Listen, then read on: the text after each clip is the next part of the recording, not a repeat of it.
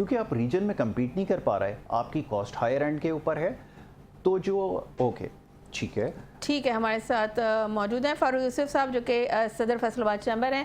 फ़ारूक साहब बहुत शुक्रिया आपका। सर, पंजाब असम्बली का बजट पेश किया जाने वाला है, बहुत सी तवक्कुआत हैं और कहा यह जा रहा है कि जैसे कि तालीम के शोबे के हवाले से जो ज़राए हमें बता रहे हैं कि खातिर खा इजाफ़ा किया जा रहा है तालीम के लिए जो बजट है। ओवरऑल आप बजट को किस तरह से देख रहे हैं? जो तजवीज़ दी गई हैं उनको सामने रखते हुए आप क्या कहेंगे? जी बिस्मिल्लाहिर्रहमानिर्रहीम। जी बहुत शुक्रिया जी। जैसा कि हमने देखा कि वफाकी बजट आया और उसमें बहुत सारी पॉजिटिव चीज़ें थी और बहुत सारी ऐसी चीज़ें जो रह गई हमारी एक्सपोर्ट इंडस्ट्री के लिए। तो पंजाब का बजट जो है देखें, ये अल्टीमेटली हमें इसमें तरक्याती कामों को गौर करना है और कहाँ से हम ईज़ पैदा कर सकते हैं अपनी बिजनेस कम्युनिटी के लिए। देखिए, इसमें एक पीआरए का और वफाकी जो हम टैक्स दे रहे हैं, इसको हमने रिक्वेस्ट की है कि इसको एक जगह पे होना चाहिए या ये इंटीग्रेटेड होना चाहिए, एडजस्ट हो जाना चाहिए। ये एडजस्ट भी नहीं होता और दो जगह पर फिर ये टैक्स की जो कंप्लायंस है वो बहुत मुश्किल है। फिर हमने ये भी इस पे रिक्वेस्ट की थी कि हमें एक वन विंडो ऑपरेशन दिया जाए। डिफरेंट जो महकमे हैं ये एक जगह पे बिजनेस कम्युनिटी को डील करें। ईओआईबी अलहदा से डील कर रही है, वासा अलहदा से डील कर रही है। आप एक चीज़ से निकलते हैं तो दूसरी चीज़ में, दूसरी से निकलते हैं तो तीसरी चीज़ में। तो ये जिस तरह के दुनिया में एक मॉडल है कि वन विंडो ऑपरेशन होती है, तो पंजाब गवर्नमेंट जो है इसको वन विंडो ऑपरेशन करके बिजनेस के लिए ईज पैदा कर सकती है। इसी तरह देखें, जब हम बात करते हैं सेहत की, एजुकेशन की, तो no doubt honourable chief minister साहबा ने आउट ऑफ द बॉक्स काम किए हैं। लेकिन मैं समझता हूँ कि अभी भी अगर मैं फैसलाबाद की बात करूँ तो सेहत के लिए और एजुकेशन के लिए वफाक ने भी बहुत कम बजट रखा। तो हम ये तवक्को करते हैं कि इंशाल्लाह इसमें जो है एक अच्छा बजट होगा और सेहत के लिए जो हॉस्पिटल्स हैं और एजुकेशन के लिए जो स्कूल्स हम प्राइवेटाइजेशन की तरफ जा रहे हैं, मैं समझता हूँ कि गवर्नमेंट को स्टेट ऑफ द आर्ट जो है स्कूल खुद से बना के हैंडल करने होंगे और इस बजट में आम आदमी के लिए जो है वो बहुत सारी आसानियां पैदा करनी होंगी ताकि जो वफाक में जो चीज़ें रह गई वो हम पंजाब में तरक्याती शोबों को उस तरह से लेके चल सकें। और मैं तो यहाँ पर ये अप्रिशिएट करूँगा कि फैसलाबाद में तो 10 साल बाद जो है इंफ्रास्ट्रक्चर बना और यहाँ पर रोड्स बने, यहाँ पर ब्यूटिफिकेशन पे काम हुआ। तो हमने एक अच्छी होप जुड़ी हुई है इस बजट से और होप फॉर द बेस्ट एक अच्छा बजट आएगा, आम आदमी की ज़िंदगी में आसानियाँ लेके आएगा। अच्छा फ़ारूक साहब, इंफ्रास्ट्रक्चर की अभी आपने बात की, तो पंजाब के अंदर तो खुदा का शुक्र है कि सूरत हाल बेहतर है सिंध के मुकाबले में, बट ये कि पूरा ओवरऑल कंट्री का एक प्रॉब्लम है कि आपकी कॉस्ट रीजन में बहुत बढ़ गई है। एनर्जी की कॉस्ट आपकी बहुत हाई एंड के ऊपर है, लेबर आपके पास अब रिसोर्सेज डिप्लीट होते जा रहे हैं।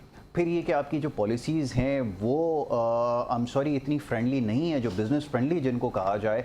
तो बाय एंड लार्ज जो आपकी कंट्री की जो पॉलिसीज़ हैं वो मुझे इन्वेस्टर फ्रेंडली नज़र नहीं आती और इंडस्ट्रीज़ जो है ना इंडस्ट्री फ्रेंडली नज़र नहीं आती। उसके लिए क्या किया जाए, क्योंकि कॉस्ट का इशू तो है। अभी कुछ देर पहले ये बात हो रही थी कि आपके पास ऑर्डर्स का इशू है, फिर ये कि आप लिमिटेड रिसोर्सेज में काम कर रहे हैं और ख़ास तौर पे जब बैंकिंग की सपोर्ट आपके साथ नहीं होती तो आपकी एक्सपेंशन की तरफ भी नहीं जा सकते।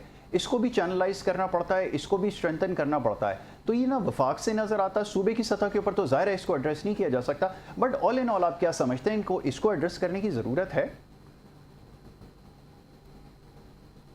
देखें, इस पे बहुत अच्छा आपने ये जो सब्जेक्ट है इसको हाईलाइट किया और मैं इस पे बहुत बात कर चुका हूँ। गवर्नमेंट खुद कहती है, देखें जहाँ इस बजट में बहुत सारी अच्छी चीज़ें हुई वहाँ पर ये एड्रेस करने वाली बात थी कि हम ये खुद कहते हैं कि 100 अरब डॉलर जो है वो मुल्क से बाहर चला गया। हमने ये नहीं सोचा, ये एनालिसिस नहीं किया कि वो क्यों गया, क्योंकि वहाँ पर 5% जो है आपका वैट और 9% कॉर्पोरेट टैक्स है। Exactly. और यहाँ 45% से लेके 60% तक का टैक्स है जी। और हमने गवर्नमेंट से ये अपील की थी कि ये टैक्स जो है ये कम होने चाहिए। फिर हम बताएं कि पूरे रीजन में सबसे महंगी इलेक्ट्रिसिटी 11.5 सेंट जो है वो पाकिस्तान के इंडस्ट्री को मिल रही है, Exactly. जबकि खित्ते में ये जो इलेक्ट्रिसिटी है 5 से 7% तक है। बल्कि मैं आपके तवज्जो से बताऊं कि बहुत सारी इंडस्ट्री जो है मूव कर गई बांग्लादेश में, जी। नाइजीरिया में। उज़्बेक एक डेलीगेशन फैसलाबाद चैम्बर में आया, वहां पर उन्होंने बताया कि इंडस्ट्री के लिए 3 सेंट पर बिजली है। तो मुझे बताएं कि जब 11.5 हो और 5 कैसे सेंट की compete इलेक्ट्रिसिटी हो, हम अपनी प्रोडक्ट को कैसे बेचेंगे? रॉ मटेरियल हमारा महंगा, गैस हमारी महंगी। फिर देखें ईज ऑफ डूइंग की बात, जी। ईज ऑफ डूइंग बिजनेस की हम बात करते हैं। ईज ऑफ डूइंग बिजनेस को एलेबोरेट किया जाए तो सबसे पहले उसमें मैं कहता हूं कि 32 किस्म के महकमे है, जो मैंने अभी आपसे जिक्र किया कि 32 किस्म के महकमे अपनी कंप्लायंसेस पूरे करते हैं, इंडस्ट्री को चलने नहीं देते। और अगर वासा से जान छूटती है तो एनवायरनमेंट वाले एनवायरनमेंट के नाम पे फैक्ट्रियां बंद करते हैं, फिर जनाब सोशल सिक्योरिटी वाले आ जाते हैं। तो ये हमने कहा है कि वन विंडो ऑपरेशन हो। देखिए यहाँ से मल्टी नेशनल कंपनियां जो छोड़ के गई, उनको ये कॉस्ट प्रॉब्लम तो था, वो उनको अपने बाहर पैसे, अपने ही प्रॉफिट के बाहर पैसे भेजना भी प्रॉब्लम था, लेकिन सबसे बड़ा प्रॉब्लम ये था कि ये जो कंप्लायंसेस 32 महकमों से पाकिस्तानी पूरे कर रहे होते हैं, उनके मैकेनिज्म में, उनके सिस्टम में इनको डील करने का तरीकाकार ही नहीं है। तो हम तो यूज्ड टू हो गए कि ये जो अंडर द टेबल डील करनी होती हैं चीजें, हम तो यूज्ड टू हो गए, हम तो इसको भी एक कॉस्ट समझ के अपने प्रोडक्ट पे डालते हैं। सो आपने बिल्कुल ठीक कहा, हमें गवर्नमेंट को, जैसे मैंने कहा कि गवर्नमेंट को आउट ऑफ द बॉक्स क्या जाना था, जहां अच्छी चीजें हुई। कैपिंग है टेक्सटाइल इंडस्ट्री पे, आपको 10% 12% पे कैपिंग है। Exactly. और आपको 10% कन्फेक्शनरी पे कैपिंग है। 4 से 5% आपका डेफर कर दिया जाता है जब आप रिफंड लेने जाते हैं। जब वो रिफंड होता है इट्स मीन वो आपको नहीं मिलते। अब आप ये तमाम महंगी कॉस्टिंग करने के बाद 4 से 5% का प्रॉफिट होता है आपका, वो भी अगर डेफर हो जाए, आपका जो रिफंड है जो हम डिमांड करते हैं कि 72 आवर में वापस होना चाहिए, डिजिटल फेसलेस सिस्टम से होना चाहिए। फैक्ट्री के कुछ दोस्त हैं जिनको 1.5 साल हो गया रिफंड नहीं मिला। अच्छा, कहीं को 3 बार, एक सवाल 3 और बार मिल जाता है।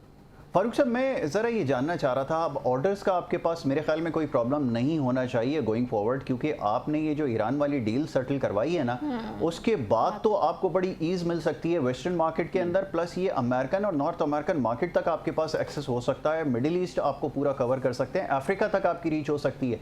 इसको क्या कैपिटलाइज करेंगे? क्योंकि अगर ये आपके पास अपॉर्चुनिटी है, अगर यहाँ पर इंडस्ट्रीज़ को अगर ईज़ दी जाए और जैसा भी आप बता रहे थे कि सपोर्टिव हो आपकी पॉलिसी, तो मेरे ख्याल में तो इंडस्ट्रियल रेवोल्यूशन आपके पास आ सकता है। ये राइट टाइम नहीं है आपके ख्याल में? If they want to do. Exactly. बिल्कुल There is a आपने will, ठीक there कहा। is a way. देखें ये अपॉर्चुनिटी है कि पूरी दुनिया में पाकिस्तान का बोलबाला है। और मैं समझता हूं कि कोविड में भी हमें एक ऐसी अपॉर्चुनिटी मिली थी, बहुत सारी मशीनरी, टेक्सटाइल मशीनरी आई, और फिर क्या हुआ कि वो मशीनें बंद हो गई, हमने अपनी उस अपॉर्चुनिटी को जाया किया। अभी भी हमें आउट ऑफ द बॉक्स जाना होगा, और आउट ऑफ द बॉक्स जाएंगे, जो हमने अभी डिस्कस की, ये फैसिलिटेशन दे देंगे इंडस्ट्री को, तो ये हम अवेल कर सकते हैं कि दुनिया पाकिस्तान की तरफ देख रही है, इन्वेस्टमेंट के लिए भी और हमारे एक्सपोर्ट के ऑर्डर्स के लिए। लेकिन इसके लिए वो तमाम चीजें करनी होंगी जो मैंने अभी आपसे जिक्र किया कि ये तमाम चीजें गवर्नमेंट इनिशिएटिव ले लेती है, ईज ऑफ डूइंग बिजनेस दे देती है, तो फिर ये हमारे पास एक गोल्डन चांस है कि हम जो है अपनी जो $100 बिलियन के एक्सपोर्ट का ख्वाब देखते हैं, और 32 अरब डॉलर का जो ट्रेड डेफिसिट है, देखें कभी भी उस मुल्कों ने तरक्की नहीं की जो फॉरेन रेमिटेंस पे अपना इंसार करते हैं। हमारी एक्सपोर्ट से ज्यादा इस वक्त फॉरेन रेमिटेंस है, तो हमें अपनी एक्सपोर्ट को बढ़ाना है। और फिर इस बजट में 3rd शेड्यूल में जो कि 344 हेड में डाल दी गई, ये आम आदमी की जिंदगी में महंगाई आएगी, मुश्किल आएगी। हमें आम आदमी के बारे में सोचना है। हमने ये भी रिक्वेस्ट किया है कि इस टाइम नो मीडिएशन हो गई, सुलह हो गई, अमन आ गया, अब आप लेवी को कम करें, पेट्रोल की कीमतें कम करें, ताकि उससे आम आदमी की जिंदगी में आसानी आएगी, इंडस्ट्री को आसानी मिलेगी। और जो हम ये बात करते हैं $100 बिलियन की एक्सपोर्ट की, देन ये ख्वाब पूरा होगा। एग्जैक्टली, आपने बिल्कुल ठीक कहा। बिल्कुल फारूक साहब हमारे साथ मौजूद रहिएगा, हमें ज्वाइन किया है हमाद सईद जो कि नुमाइंदा लाहौर हैं। हमाद, आप बताइएगा कि ज़ाहिर सी बात है आपसे कुछ ही देर में पंजाब असम्बली का बजट पेश कर दिया जाएगा, तो कौन से ऐसे शोबे, क्योंकि अभी हमारे साथ गौहर सईद भी थी, उन्होंने भी हमें डिटेल्स बताई, लेकिन आप किन जो है शोबों की बात बताएंगे हमें कि किन शोबों में जो है बजट में ज़्यादा जो हिस्सा रखा गया है, और कौन सा शोबा मैं कहूँगी ऑन लाइटर नोट के वो फातह करार पाया कि किस शोबे को सबसे ज़्यादा जो है वो बजट मिलने जा रहा है पंजाब में? देखिए, पंजाब के अंदर अगर हम देखते हैं तो मुख्तलिफ चीजें जो हैं वो बड़ी जो है वो कंट्रडिक्शन का शिकार हो रही हैं। इस वक्त जो पहले कहा गया था एजुकेशन का जो बजट है वो हम जो है इंक्रीज करेंगे और एजुकेशन को बेहतर करने के लिए जो है वो काम किया जाएगा, लेकिन एजुकेशन के बजट के ऊपर भी कट लग चुका है और जो एजुकेशन का बजट बढ़ना था अब वो साहब का बजट से सिर्फ 3% इजाफा किया जा रहा है, जबकि जो तरक्याती काम है जिसके अंदर ठेकेदार और गवर्नमेंट खुद इन्वॉल्व है उसको बढ़ाया जा रहा है। हालांकि जो वफाकी हुकूमत है उसने अपना जो बजट है तरक्याती बजट वो बिल्कुल होल्ड कर दिया है, लेकिन पंजाब के अंदर ये होल्ड नहीं किया जा रहा और इसके बदले उन्होंने ये किया है कि इसका बजट वहीं का वहीं रखा है, जिसकी वजह से तमाम का जो बोझ है वो आम आदमी के ऊपर पड़ेगा इसका, क्योंकि आम आदमी कह रहा है कि हमें इन चीजों की जरूरत नहीं है जो गवर्नमेंट इस वक्त करने जा रही है। मिसाल के तौर पे वासा के बहुत बड़े काम किए गए हैं, इसी तरह जो सड़कें हैं वो हाईवेज हैं उनके ऊपर बहुत सारे काम किए गए हैं। उन्होंने कहा जो हमारे पास ऑलरेडी हाईवेज मौजूद है अगर उनको थोड़ा सा बेहतर बना लिया जाए तो काम चल जाएगा, लेकिन इनके बजट में इंक्रीज करना जो है वो किसी सूरत भी बेहतर नहीं है। ठीक है, हमारे सईद मौजूद रहिएगा हमारे साथ। हम यहाँ लेंगे एक ब्रेक से वापस आएंगे तो फिर यहीं से गुफ्तगू का सिलसिला जो है जोड़ेंगे। So let's take a short break.